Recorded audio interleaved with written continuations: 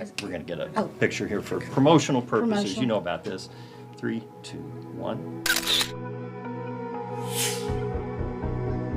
Welcome to Inside Look. I'm Jeff Lyons, joined today by former WFIE General Manager and good friend Lucy Himstedt. How you doing, Lucy? I am great, and I'm glad to see you. Yeah, you've only been gone, almost 20 years. I know, time flies. And so people are saying, what's Lucy doing on there? Well, you've been up to a lot of stuff. Lucy who? What are Right. you talking No. about? So for those who don't know, Lucy was our general manager from about 1999 to 2007. 2007. Yeah. And you were here during a real key time transition. Social media, the internet came about and everything. So I wanted to touch on that. And then the other reason I dragged you in here, kicking and screaming, right, is you had a really interesting relationship with Ukrainian broadcasters during your time here. And still have that relationship. And I knew that too. And so I wanted to kind of delve into that Okay. at some point. But we gotta, for those who don't know, we kind of have to give them the Lucy experience. I know you grew up in a little town in Arkansas. I did. Lone Oak? Oh, that's good, Jeff. I do my good. research. I mean, you're a news person, so I knew I had to come in here prepared. Plus, you used to be my boss, so I can't, I let love, you down. That's one of my favorite things to this day. If I run into somebody, if I'm next to you or next to Mike Blake, or I haven't seen David James or Ann lately, but I say, I used to be their boss. Yeah, you could They tell us what to do. They think you don't have one. No, well, that's questionable, but there many people claim to do that. So, growing up in Lone Oak, what got you pointed toward news? I knew you were active in Girl Scouts, right? I Yeah, was. big thing. I'm a lifetime Girl Scout. Had the top award. Right. I always hate the title is the Gold Award, which doesn't. That Eagle Scout, my brother kind of flaunted around, always Right. sounded bigger when in fact they were the same. But anyway, I learned a lot in Girl Scouts. I learned leadership in Girl Scouts, and that's how I ended up moving from one track into the management track, ultimately, because I think that I was trained to be a leader. But I always loved news. In my diaries, and I have a couple of them still, I wrote, this boy carried my books, or I have a crush on so-and-so, and George Wallace, who's running for president, got shot today. Okay, Things like that. all in one entry. All huh? in one entry. So covering local and world news Yes. and national And news. I will say I was good at the follow-up, too. As a news, the head of a news department, it always angered me if people weren't following up what happened next. Yeah. 2 days later, he's going to live. I wrote that in there, too. Yeah, so. that's about 1972, wasn't it? 2 or ish. 3? 2. Yeah, because he was running. It was Nixon and McGovern, I believe, in that cycle, and he was forgot like a third-party candidate or Yep. something. So 71 or 2. Interesting. So you can look. You don't have to go to the newspaper archive. You can just open your diary, right? My Find diary, out yes. What's I going should on? burn those things too. It's a little bit. Every now and then I do look back in there and I think, "Ooh, this is so embarrassing." But hey, Well, it's got a lock on it, doesn't it? I think Don't the most lock- of them do? yeah, long Right. gone. Well, so your first job in broadcasting or in media, let's say, was where then? My very first job in journalism was my high school newspaper, Okay. and I was the editor of that that. figures. Okay. Yeah, and that's where I started writing, but I knew I wanted to work in television news, and I watched the local news. I even knew what channel I wanted to work for.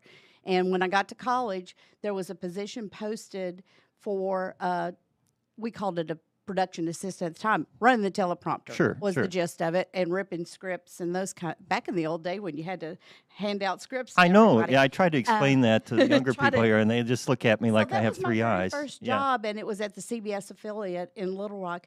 I didn't have a car, and my college was 30 miles away, so that was a little bit of a challenge. But thanks to a grandmother, I ended up with something that got me there and back. Yeah, So- that's good. So you start right at almost the very bottom, running teleprompter, but high stress because you can't screw that up, right? No, you will be yelled at if you mess that up. Right. It's my fault you stumbled over your copy. Yeah, and oftentimes in those days, and even when I began, the teleprompter was paper, as you mentioned, and so your job was to put that paper on a conveyor belt. It ran under a camera, which shot pictures of the words, and then the anchors could see it. But they changed stuff, they change order, and you had to, shift your And you papers were, around. And I taped them because I wanted to make sure you didn't get the story disconnected or it stopped or whatever. So I taped it, and then all of a sudden they wanted to change the stories around, or we were running long and you had to delete a whole story, and you're untaping it and taping it back together, and the anchor's while you're running behind. Right, and keeping that thing moving Yeah. too, right? 'Cause But I also knew that was a stepping stone to get more. so you languished on the teleprompter for how long? Oh, well, probably for a year or so. Oh, man, that's like and a then- prison I sentence. know, really. And I gave up a lot of college life because it was my last year of college. Yeah. So, I was in a sorority, and they were all saying, "You're not coming to this dance or that thing." No, this is my career. Yeah. Wow. So, Well, and so there. it was. See, so And you it told the was. truth. So from Little Rock, then, what was the next step for you? So that's when I came to work for the company that at that time owned Channel 14 Which was and Liberty that- Broadcasting. It was actually Cosmos. Oh, you're a Broadcasting. cosmonaut. Yeah, I'm an Okay. old one. Well, I was Cosmos too. Yes, Okay. so we only had 7 stations at the time, and then we grew, we bought another group, and we came to 14 stations, that is, in Mm-hmm. our group of people. But it was in Jonesboro, Arkansas, and that was my first news director's job. KAIT, Channel 8. And it is on a road where you have deer hunters and a convent, and it's out in the country. And I went Yeah. for my interview there, and I got in the car with the general manager, very nice man, and I thought, where the heck is he taking me? We're going out in the country. I just didn't know where the station was, and there it was. Yeah. And it was a fabulous market to learn how to do anything. And it's an interesting market because probably at that time, and maybe still, it's the only thing in town, the only station. It is. Right? So Yeah. the other stations that come in, and they probably have more than one affiliate now. Yeah. But Memphis, big market, came into that market so people could watch, big time Memphis news, or they could watch some Little Rock news, big time. And here we were, but people were loyal, and we were loyal back. And so you start there. Yep. And Then went to Montgomery, okay. Alabama, to WSFA, which is a powerhouse station like this one is. And I worked there for 8 years as the news director there. And it also was owned by the same company. And Sure. then one day, I toyed with a job in the Memphis market, actually. I had accepted it to run a news department there. And the head of Cosmos / Liberty called and said, if you don't take that job in Memphis. I'll have something for you in 6 months. I can't tell you what. And I said, okay, because I respected him. He knew me. That was Jim Keeler. Jim Keeler, right. And it was a lot of respect back and forth. He would not lie to me, and I trusted what he said. And I went to our budget meeting, and he told me I was coming here. So you walk in the door here, Yep. 1999. We don't have any deer hunters. We don't have any Nope. convents nearby. There are convents, but not close to the station. So you must have been in a little bit of a shock coming here to Evansville. Yeah. What was your first impression when you walked in here? Oh, that it was very well run and that you don't want to mess this up. That was my first impression. I watched the quality of everything that was going, and what's a news person? Always a news person. You judge, even the general manager judges first on what's the quality of the news. Yeah. And I knew from the tenure that a lot of you had, who were the anchors, the front people, but also the tenure of the behind the scenes people. You've got like the Ted Haycrafts, who's been here 46 years. And he's a you could walk, frequent you could flyer walk, here, yes, too. you can walk in the door and say hi to people that you are still here that Right. 20 years later. Yeah. So you were here, as I mentioned off the top, during a really interesting transition because when you started in 1999, the internet, at least from our perspective, from news and from the station, was just starting to take off. We were beginning to get computers at our desktops where we could get onto the internet, and there was pressure then to say, well, what do we do about it? Because it was disrupting our business. It really was the first disruption since probably cable was, in the early 80s. And so you had to navigate that, and there wasn't a playbook for it. Nobody really quite knew. And you all were navigating it. It's the why do we, and I understand this. Right. We've got a lot to do. Why are we having to do this? Who's watching this? Who's seeing, Right. all this? And it takes so much time and effort. And I credit a young guy from my Montgomery days. His name's Chris B. Elias. Hey, Chris, out there, I'll make you listen to the podcast. But he said to me there, before I ever got here, this is a thing, and we need to get on this thing now. And I'm like, okay, he was a smart reporter, and we got on that thing. And we got on that here we are. thing. Now we're on that And here thing. we are on it. That's right. Now, this is my first podcast, Yeah. though, ever. Oh, my gosh. And here at Channel 14. Yes, so that's appropriate, full don't you circle think? moment. So that was a challenge But to it kind was of a challenge. get your head around it. And I think the audience was still finding the internet and figuring it out. And of course, it's evolved tremendously in 20 years, as you know. But your other thing, while you were here, we were very involved in the community. We still are, but not in the same way that when you were here. We had all these different events, things that we covered, sponsored, like Race for the Cure, of course, the MDA Telethon. Why was all that stuff important to you? And you were involved in the community. You were always on some board or some, award or whatever. I firmly believe that it's a leadership role. Whether you're the leader of a company, the leader of a station, or the station that's the leader in the market, you've got a role in making sure that the market that you're in, the place you call home, is supported. And what better way to support them than what we have at our disposal, which was airwaves. And I never saw that in my whole life more important than after the November 6th tornado. When we got that telethon together, and we actually worked with other stations in the market. But while the news is trying to cover the aftermath and all those things, other people behind the scenes too, not news people, are trying to pull that together and the difference it made for the people who were so disrupted. Yeah, and of course, we had the ongoing muscular dystrophy telethon. We had Race for the Cure, the Ann Coleman event, and many other things like that. Well, think about things like we did tailgate parties. That doesn't I remember seem that like too, yes. that may seem irrelevant, but for those who don't know what those were, we went out to high school football is king, and we went out to high school football games and fed hamburgers, basically. But it was a way for people, and not just on-air faces, but also managers and salespeople, to get to know people in the market we serve. And that's why that was important to me.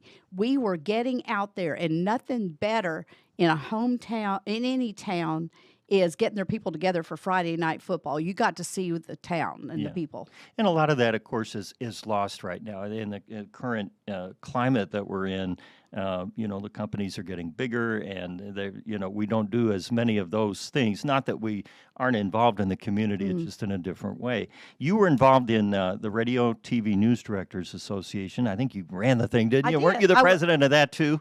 I was, and that was. It was kind of an unbelievable thing. That's an international board, still exists. Right. It has a slightly different name now, but it was at that time news directors from around the country primarily, but also some international people that ran news departments. And I can't believe I wasn't afraid to run for it.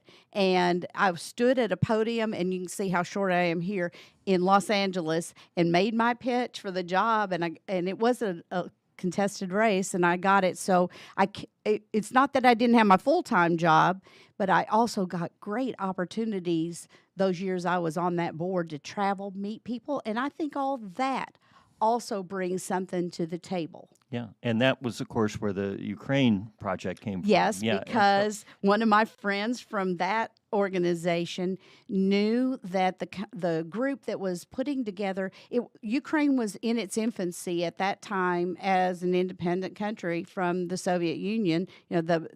Not long after it broken up, and there was a female general manager at a independent TV station in Ukraine, and they were trying to find a female general manager to partner with her.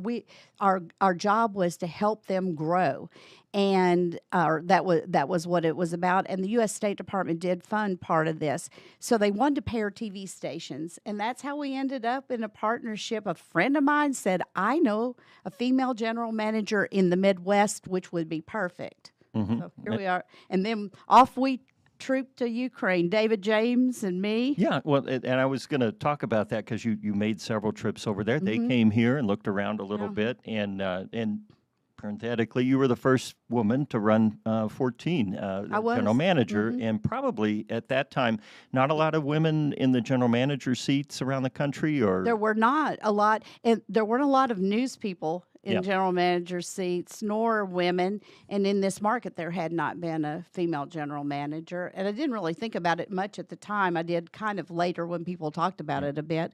But it was, So when we go back to Ukraine, had Yeah. you been to Ukraine? I've been 4 times. No, I mean Oh. prior to that. Oh, The nope. Girl nope. Scouts never went there Girl for a Scouts medal never or went anything. to Ukraine, and I thought, well, this is an exciting adventure. Yeah. I had done a partnership in Germany, a different sort of thing. right. It was a one-off. You went, and it was a wonderful opportunity, but you went for 2 weeks as an exchange.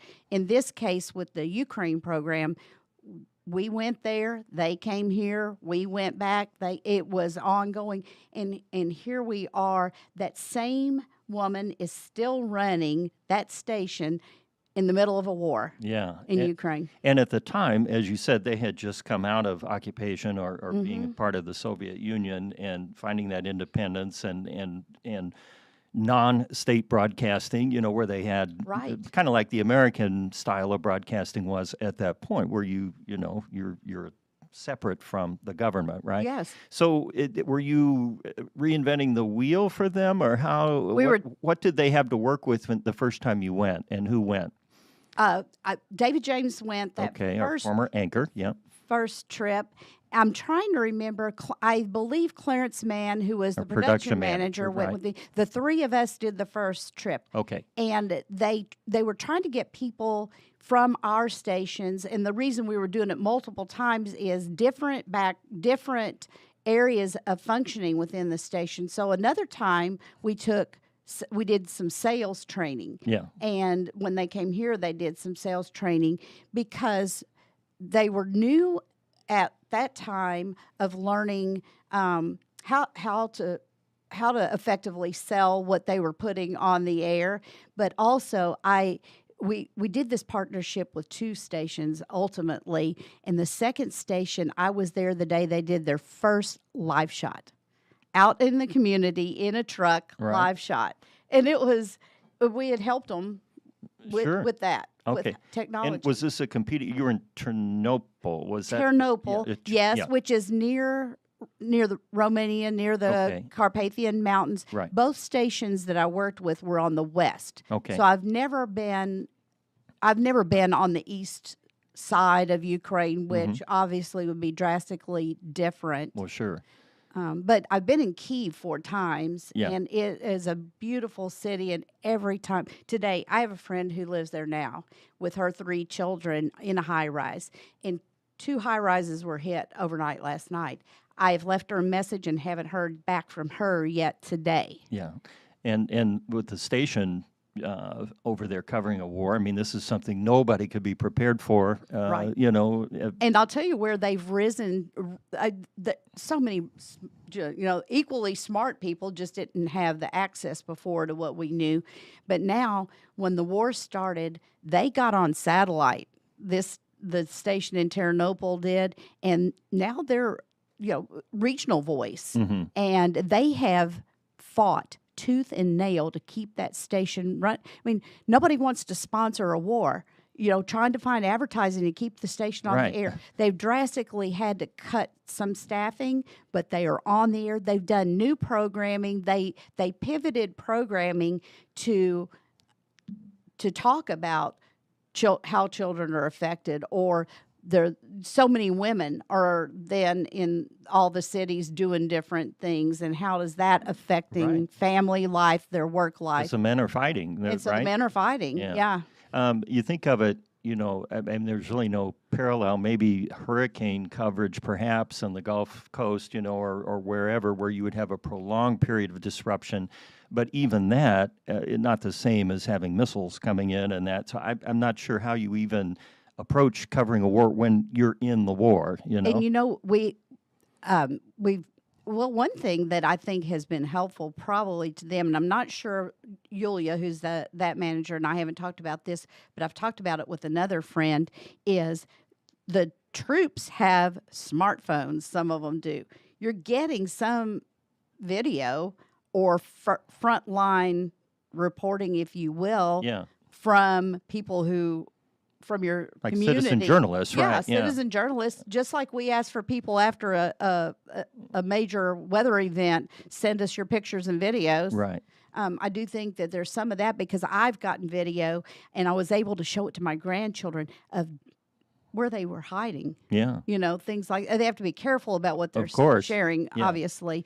But they're in the middle of a broadcast day and there's incoming drone, potential of a strike or whatever. I'm not sure it would be just like us if they told you the tornado's coming pretty close to right here. You're going to stay. You're not going to say, "See you, folks. I got to go." Right, or get in the safe room, but Yeah. still say on our microphones.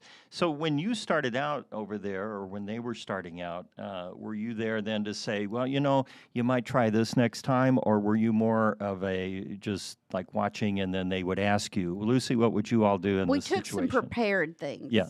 Because we knew they had not done a lot of marketing as such, so that's why our then marketing folks went on one of the trips, and marketing and production working together to show, just how to do some promotions, Yeah, image promotion and things like image that. and things like that. Did they have competition in their market? Or No. No. So they were No. like a Jonesboro then. Yeah, like a Jonesboro. Yeah. But there are, and I can't tell you now because of the way they're broadcasting and doing satellite and all Sure. that, what their competitive situation Mhm. is. But I do know, I spoke with Yulia. We didn't speak. One thing technology has helped with, we used to have an interpreter. Right. When we're there. Right, exactly. And when they were here, somebody is telling you what they said and all that. She and I are good at Google Translate. Mhm. And I'll write out something and I will translate it to Ukrainian to send it to her that way to make it easy and quick to read. But I also reverse it to make sure it says what I thought it said. Right. But now we can keep in touch. There have been days when I knew Ternopil was having a drone strike. I saw that she was online, sent her a message, "Are you okay?" And I think, oh my gosh, where technology has Yeah, you taken couldn't us. do that back, when Yeah. this project started out. I mean, same minute conversation with the war going on. That just blows my mind. As a kid that grew up with 3 TV stations, black and white, Right. to this. I know. I mean, it boggles the mind. So you were involved with that project for a long time. After you left 14 in 2007, you were still in the community. You were at the University of Evansville for a while. The Girl Scout. You figured the Girl Scouts had come back into this. At That some was a point. full circle, wasn't it? Yeah, it was.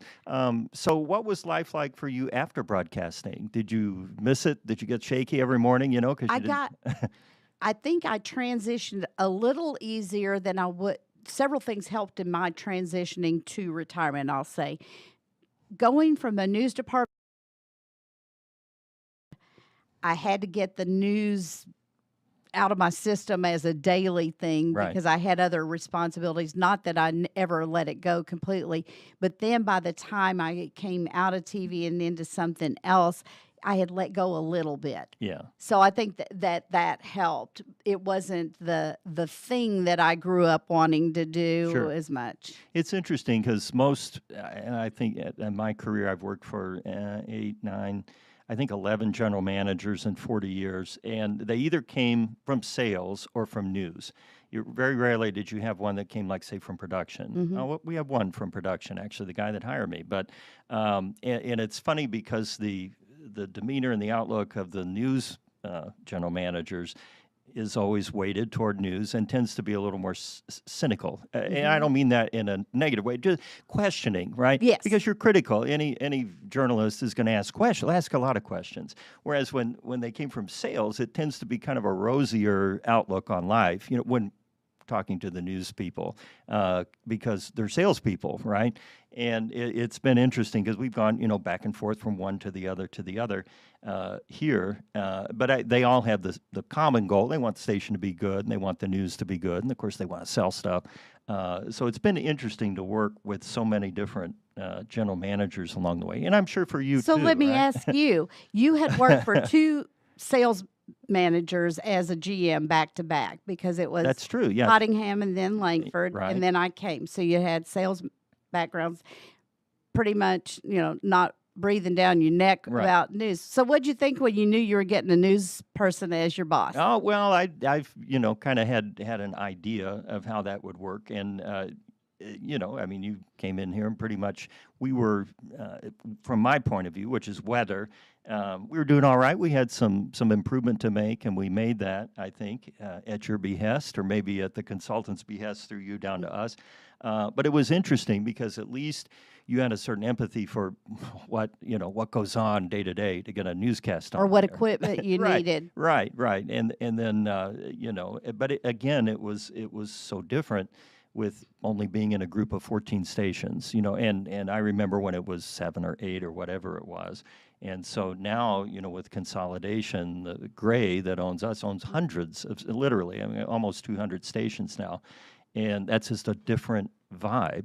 We used to get together, the 14 stations. And you knew them. Yeah, and if you had a question, you pick up the phone and right. call that person at the. Well, the sharing of information is actually very good among the group. I Yeah. mean, they do. Gray is smart about that kind of thing, and about promoting people who do. yeah, that stay want- inside the company. There's room to grow and move around. Right. Whereas when you have 14 stations, you better hope that job is available in 6 months that you were promised, or otherwise, you're going out of the company. And so that's changed a little bit. You watch a lot of news now, or I mean, I know you got grandchildren, you got other things going on, but I do watch a lot of news, Yeah. and my husband laughs because I'm talking to the TV set. If I like it, you're one of those, huh? I'm one of those. One of those. I think to myself, oh, I promised I'd never be one of those, but you do like, why aren't they asking this or. Why did you say that? Right, right. Those kinds of things. But I watch on my own time. Yeah. I do. I watch like a lot of other people, and I do obtain news a lot of different ways. But I also validate before I share anything. Yeah. If I believe it to be true, I don't just go to the internet. Oh, it's that. If it's there, it's true. Yeah, Yeah, there it we all know goes. better than that. Yeah. But I do watch online. I watch, and ever since any kind of DVR was available, I've recorded things Yeah. to watch. So So you had a long career Yeah. in television, local television in particular. What do you think is the big takeaway for you? When you look back, you've had 20 years now to reflect on it. It's kind of now down to size, probably proportionately to life in general. What was it all about? it was all about, I loved my communities and I always was engaged. Little Rock was home. So and Jonesboro, close enough. So that was home. When I got to Montgomery, I went to places people had never been to, Yeah. that lived and worked there, to try to find out more about them. But the people, it's all about the people, but also in a career like I've had and opportunities I do not discount at all were things like partnerships in Germany and in Ukraine, the opportunity to lead an international news organization where I got to go to the White House. I interviewed Mother Teresa. No kidding. Yeah? When I was in Little Rock, How did that come about? What was Well- she doing in Little Rock? she came to open a home Okay. for unwed mothers there, and she came and personally opened the home. And I don't know if I should tell this, but I'm going to tell it anyway. Yeah, tell her. We So can cut it if we I need to. lived in the South. There, it wasn't like here where there's a Catholic church on every corner. There weren't a lot of Catholic churches. Well, our general manager was Catholic, and he only wanted the Catholic people to cover Mother Teresa. Okay. So I was barely out of college, Yeah. but I got to because I was one of that handful of Catholic people in the news department. Sure. And I got the best part of the day because she opened the home in the morning, early, dark and early. Well, the youngest one's going to go get out of bed and go do that. Right. And that's where you really got to see her. And then she came to the station and did a news conference there. And I'll show you a book I brought. She autographed a book for me and one for my mom. Unbelievable, Yeah. just being in her presence. Yeah. What did you even ask her? I mean, what do you ask Mother Teresa? What did you I? know? You know what? It's funny. I have an audio recording of it, and I probably asked her something very, I don't even remember now, come to think about it, but I probably asked her something very simple about the operational aspects of the home because I was there to cover the Yeah. actual opening and her sisters were going to be there to run the place. Mm-hmm. So I'm surprised that I did, that I wasn't intimidated to Yeah. do that. I was probably 24 years old. Did you ask the standard reporter question? Your name, say your name and spell it Yeah, for me, I please. didn't, but hey, but I have been known. That made me laugh about something I did here. So people that you get to meet, like Don Mattingly brought Yogi Berra here. How Yeah, I cool remember is that that? too, I was yeah. so excited to meet Don Mattingly, but then again, he brought Yogi. Okay, you have to sign in at the front desk like everybody else. So Right. here you got Don Mattingly signing in, Yogi Berra signing in. But think of all the people that you've brought, that Yeah. come through a You station. met Glenn Campbell that Glenn way Campbell, too. my hometown, my Arkansan. Yeah, that's right. Yeah, Fellow yeah. Arkansan. Oh, my cat's name, no kidding. My cat's name was Delight. And that's how they said the name of the town where he grew up, Delight, Arkansas. Okay. Yeah, so I'm learning all kinds of all stuff kinds on of here. weird stuff. So you really just did this job to meet the I did. the just interesting to people, press right? the Well, flesh. yeah, I but guess. that's true, though. I mean, I say that being flip, but that is an exciting thing about this it was profession. very, Is you it meet, was very yeah. exciting, and I don't take it lightly at all. Not just meeting famous people, but being exposed to a lot of different things. Why were you at the White House? Through the Radio Television News Directors Association, that's what the name of Right. it was at that time, we had a meeting with President George Bush to just talk about media things, and I was in The first H.W. Bush, the yes, first one. the yeah. delegate. No, it was Or it was George It was W. after. Yeah, it Oh. was actually later Okay. that I got to do that. Oh, It- after it- 2000 then. Yeah. Yeah. George H.W. Bush, though, was the very first big interview I ever did. He was coming to Little Rock for one of those in somebody's home fundraisers when he was Sure. running for president. Right. Nobody wanted to stay on Saturday night to interview this ambassador that's running for president. I said, well, I'll do it. And here I'm in college or just out. I can't remember which year it was. But I said, I'll do it. And you didn't have internet. I didn't know a thing about him. They had sent no news release. Right. He was as kind as he could be. Yeah. And there was a picture of you, Connie Chung was on your wall back there in the Oh, office. yeah. Who, Walter Cronkite? Walter Cronkite. Walter, okay. Yes. And one of the things out in that association and then the foundation that went with it, we did fundraising dinners and people were honored. So those people, I met all of the Tom Brokaws and all of the main anchors. The NBC and people, yeah. Peter Jennings, all the. You probably got good tickets to Saturday Night Live whenever you went to Guess New York, what? right? So when the day we were married, and we got married in 2002, I had very good tickets to Saturday Night Live. There you go. Thanks to connections at the station. oh yeah, well Maria Hillenbrand was your right hand Yes, and co-conspirator and- back there. I'll tell you what, Maria is one of my best friends to this day. We still get together. We had lunch with Mike Blake Friday. There you go. All right, so we're keeping the power consolidated keeping it all still. together. Yeah, Lucy, I really appreciate you Oh, coming out, thank you. sharing your adventures in broadcast. Did we miss anything? Was there a stone unturned that we need to cover? I can't think of any I want to unturn Okay, anyway. well, So that's how's that? that's for another But it was time. an honor and a joy to work here, to be with you all. Obviously, I love Evansville. I stayed. You stayed. So I've been here since 1999. Never lived anywhere longer than this. And my husband's from Rockport. His family's here. Our kids, his kids who are now my kids and grandkids are here. Yeah, so it all worked out. It all worked out. All right. Lucy, thanks for Thank making you time so for me here much. today on Inside Look. I appreciate it. If you'd like to listen to all of our podcasts, you can do that wherever you listen to your podcasts. You can also watch on the 14 News YouTube channel. With Lucy Himstedt, I'm Jeff Lyons. Thanks for joining.